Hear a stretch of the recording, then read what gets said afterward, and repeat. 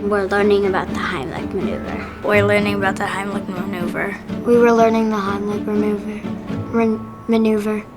The risk of choking in a school with a lot of kids who are all running around talking, eating, is really high. Choking, I don't know if you guys know this, is the 4th leading cause of death for young people. Choking is one of the leading causes of injury and even death in children that are high school age and under. Heimlich Heroes was an organization that sends materials for people to train. They are trying to get the message out that young kids can perform the Heimlich maneuver effectively, and the more people that are trained in an area where there's lots of children, the more safe everybody is. I reached out to some of the schools in the district and asked if they would be interested in me coming in and providing this free training, and everybody jumped on it and said yes.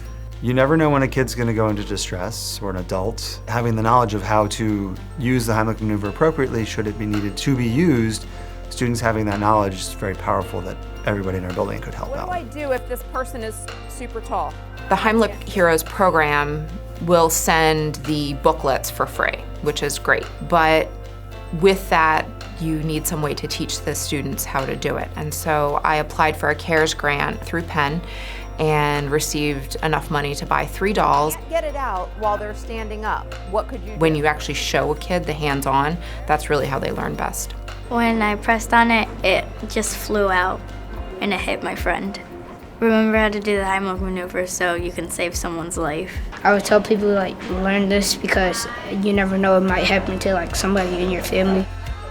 That doll had good hair. I mean, I think the more that kids know, the more that adults know, the more that people know how to engage in life-saving techniques like the Heimlich maneuver, the better off we are as a community, as a city. Okay? And eventually it will come out. Last year I went to 6 different schools and trained over 1,300 kids. I don't necessarily have a ton of money to give them, but I can provide my time to teach the kids something important. You're gonna put it, thumb in, right in that spot.